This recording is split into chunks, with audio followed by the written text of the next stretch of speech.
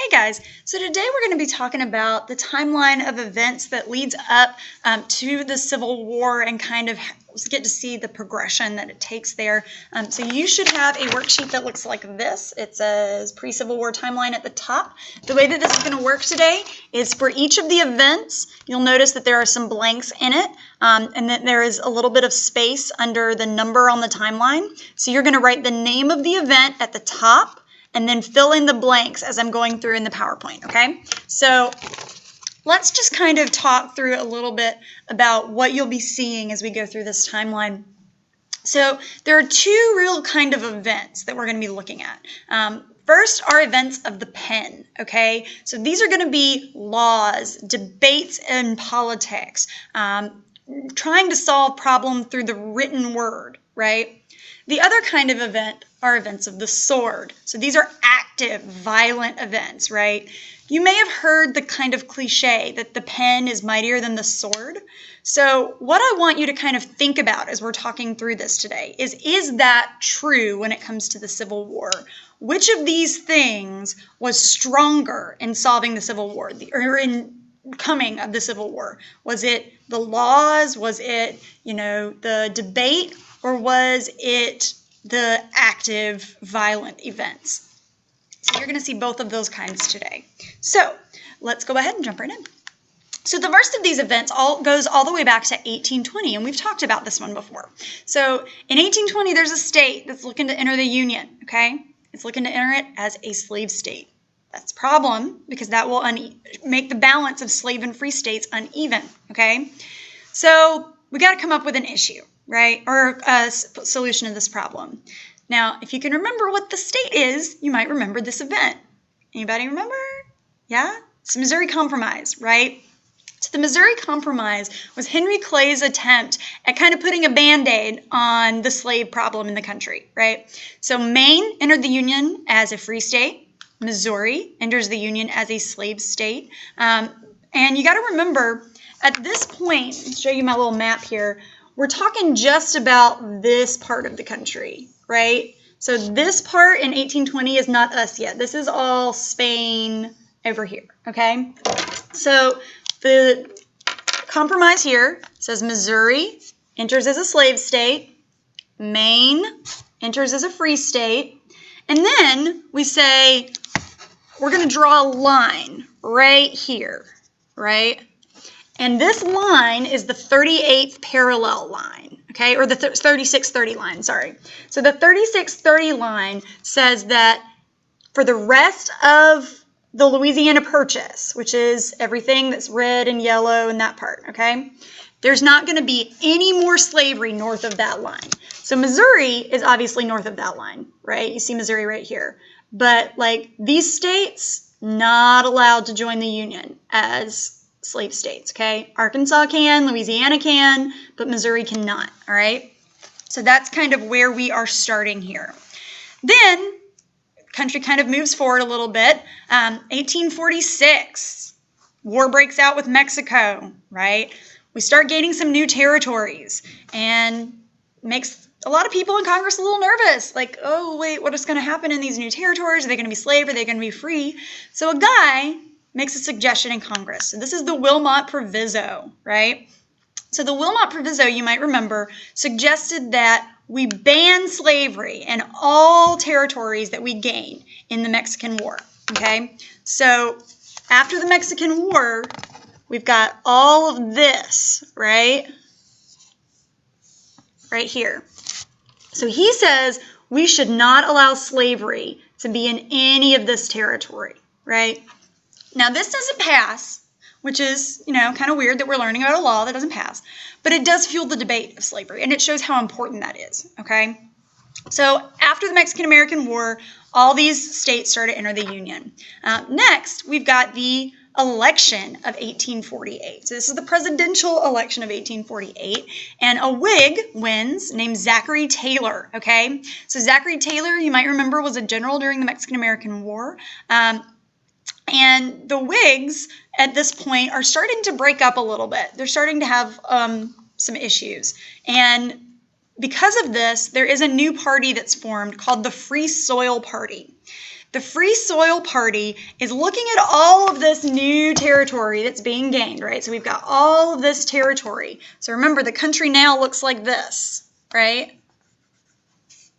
That's all us now. And they start looking at this and go, you know what? We want all of this territory to be free, right?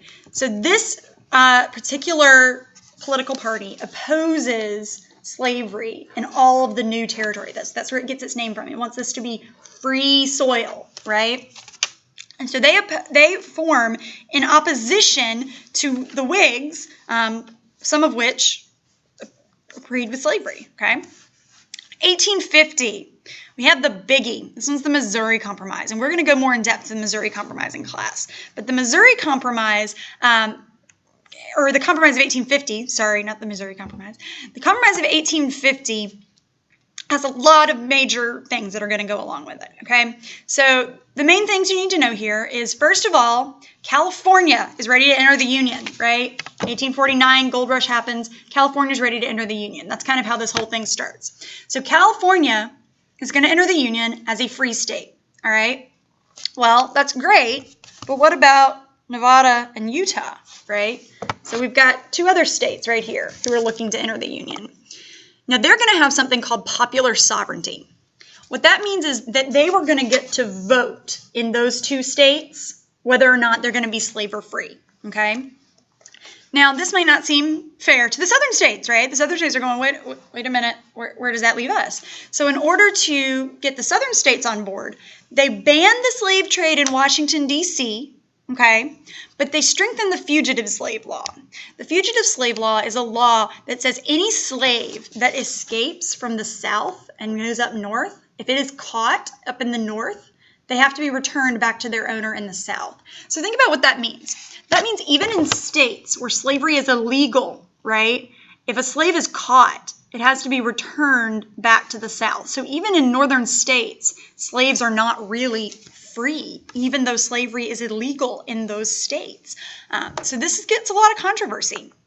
However, Zachary Taylor's not crazy about the Missouri Compromise. Unfortunately, at least for him, he dies just 16 months into his presidency. The vice president is a guy named Millard Fillmore. He loves the Missouri Compromise, and he helps, or the Compromise of 1850. Sorry, I keep saying that. And he helps get that passed. 1852 comes along. A woman writes a really important book called Uncle Tom's Cabin. Uncle Tom's Cabin is written by Harriet Beecher Stowe, who was the daughter of a preacher. She was a northern white woman who had never visited the South, but wrote this book about the evils of slavery, which she mostly compiled from interviewing escaped slaves or people who did have some sort of familiarity with slavery. And what she writes in this book is about the treatment of slaves in the South. And it causes an uproar all over the country, okay? So, like, people are getting so upset about what they're reading. The North, for them, it sparks more interest in slavery and trying to abolish slavery, whereas before 1850, a lot of people kind of ignored the issue. After reading Uncle Tom's Cabin, they're like, we can't ignore this anymore. This is terrible. In the South, they saw it as an insult, saying, why are you, like, saying this stuff about us? You're making us all seem out to be these evil people, and not all of us are like this. And so it really kind of blows up in the country. It becomes probably one of the most important books ever written. Also in 1852, right, we had the election of 1852 where Franklin Pierce is elected, okay? So this is going to cause the end of the Whig Party. The Whig Party basically divides over the slavery issue, and they can't really control themselves anymore. They're not able to agree, and so the Whig Party kind of fizzles out, okay? So this is going to be the end of the party that we call the Whig Party, okay? All right, so these are just some pictures here. This top picture is a picture of Harriet Beecher Stowe when she is an older woman. You can see that this poster calls Uncle Tom Cabin the greatest book of the age. Like I said, it was really, really popular throughout the country, or at least in the North, but it caused an uproar all over the place. Oh, excuse me. All right, in 1854, we've got the Kansas and Nebraska Act. So Kansas and Nebraska. Right here, okay? Here's Nebraska, here's Kansas, all right? So they're ready to be organized for statehood.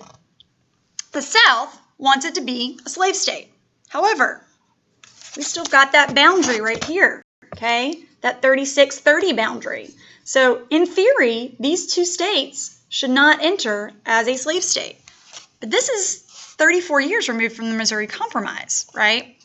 So they got to come up with another compromise because the South is like really making an uproar about this. So what they do is they come up with they repeal the Missouri Compromise and they divide the territory into two separate states because they were actually, Kansas and Nebraska were originally just one big state. So they say, nope, we're going to divide it into two. So we've got two states now. And they are going to be able to determine which they are going to be. That's that popular sovereignty again. So they get to vote in their state whether or not they're going to have slaves or be free. Okay? Well, here's the problem. Look at where Kansas and Nebraska are. They're really close to like the major slave and free states over here in the North and South, right? So in 1855, we have an event known as Bleeding Kansas. So basically, people from all over the country start coming to Kansas and Nebraska, right? They come from the north, they come from the south, they come from all over the place. So why are these people from all over the country coming to these territories? Because they want to vote, right? They want to be a part of the popular sovereignty issue. And people in the South say, hey, if we flee there, if we go all up into Kansas, we get vote and make it slave. People in the North are going, well, if we come in and we vote, we can make it a free state. The problem is now you've got all of these crazy people in Kansas who don't agree with each other, right? And both sides are going to start claiming victory. This leads to some massive violence, later known as Bleeding Kansas. It's led by a guy named John Brown that people were a little concerned about. He was kind of crazy. He was known to use a broadsword, so like a sword like this, except much bigger, right? And he kind of orders his men just to slaughter people, right? So this was a really terrible event where left and right people are fighting over what's happening here. This top picture is a picture of John Brown. You can see he's kind of represented as being a little bit nuts, right? Down at the bottom, you see a depiction of what was going on in Kansas. In a lot of ways, this is kind of the first battle of the Civil War. Even though it happens 10 years before the Civil War is taking place, it's really that showing that this is coming to a head, right? Like, we started trying to make all these compromises, but they're not working, right? People are just fighting each other over all of this. In 1856, we've got two major events that take place. The first is the Sumner Painting. So there's a guy named Charles Sumner, who is a South Carolina senator, or a senator from Massachusetts, and he makes this speech about the evils of slavery. He's an abolitionist. He hates slavery, and he makes this speech in Congress about how terrible slavery is.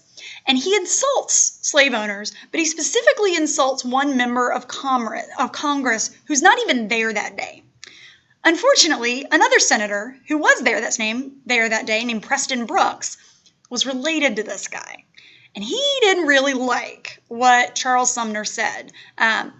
So at the end of session one day, he goes in and kind of hunts him out. And he takes his cane, right, and starts beating the crap out of Charles Sumner.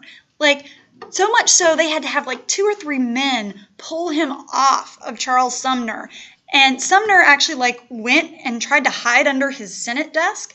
The problem is those desks are screwed into the floor. So it basically just was a place where where Brooks could keep beating the crap out of him. Charles Sumner had to leave Congress. He was in very poor health for almost the rest of his life.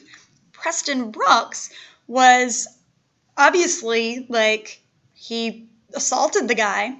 People in the South were so proud of what Brooks had done that they were sending him new cane heads. He had broken the head of his cane and beating Charles Sumner. Somebody sent him one made out of gold. He was getting letters from people in the South saying, yeah, thanks for defending our honor. Whereas people in the North were like, that was crazy. Can't believe you did that, right? So this again shows that even Congress was not safe from the violence, right?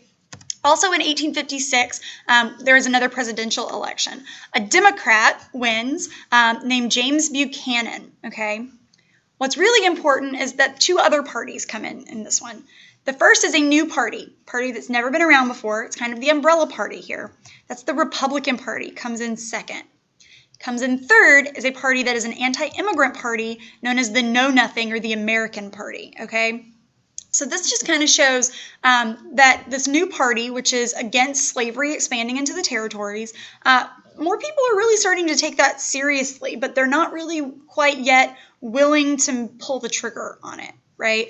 Now, the Democratic Party had support in the North and the South. Okay, so that's important to remember, is that they do get support from the North and the South, but mostly from the South, all right? So these are just some pictures here. This is Charles Sumner over on the left, Preston Brooks over there on the right. You can see these depictions here of the actual caning itself.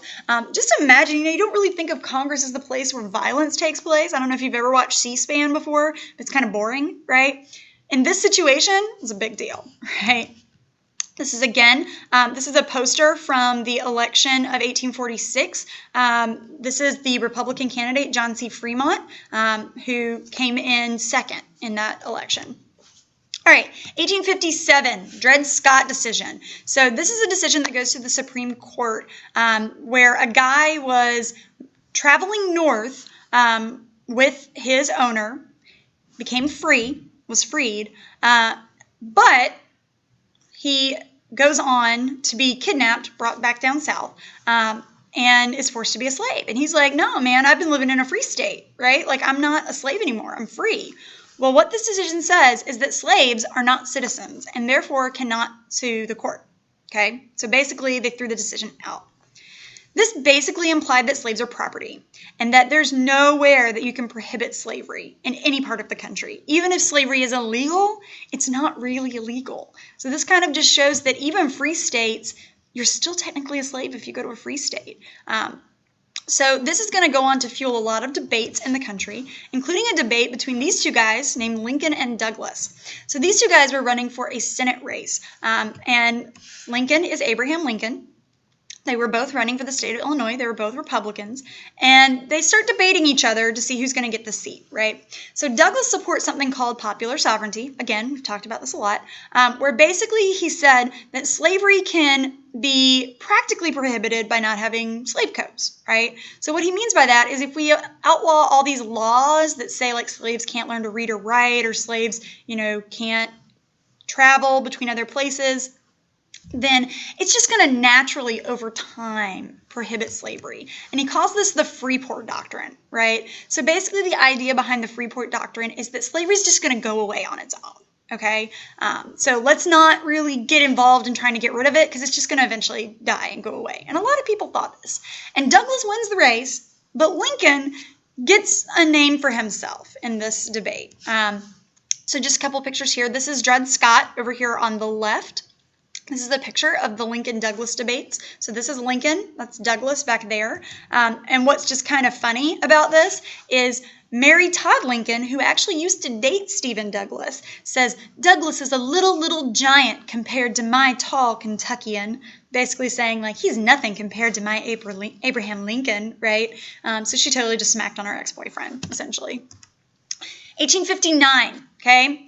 What we have here is the attack at Harpers Ferry, okay? Do you remember John Brown, the crazy guy in Bleeding, Kansas?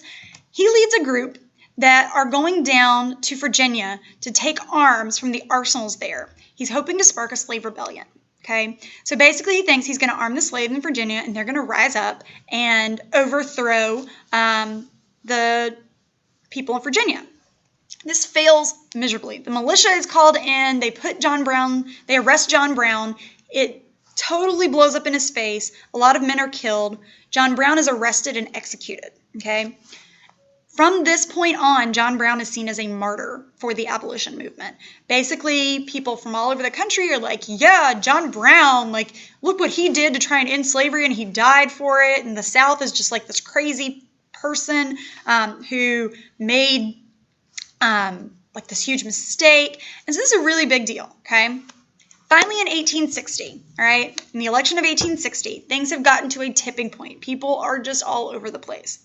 Republicans win because the Democratic Party splits. Remember I said the Democratic Party is the North and the South? So the Democratic Party was split. Lincoln gets elected, opposing the opposition to slavery, or the expansion of slavery, okay? That's really what he wants. He's saying, like, look, the South, you can keep your slaves. We just don't want it to expand, right? However, the South didn't see it that way. They really thought Lincoln was going to try and outlaw slavery. And so, in December, South Carolina secedes from the Union. 10 other Southern states eventually will follow. The Confederate States of America are formed, and Jefferson Davis is elected president. All right, so this is just a really quick overview of all these events that lead up to it, but I hope you can kind of think through this again. Which of these events was stronger? The violent, active events, or the elections, the laws? What actually made a bigger difference, okay? So we'll go more in depth into these in class. Until then, I'll see you later. Bye-bye.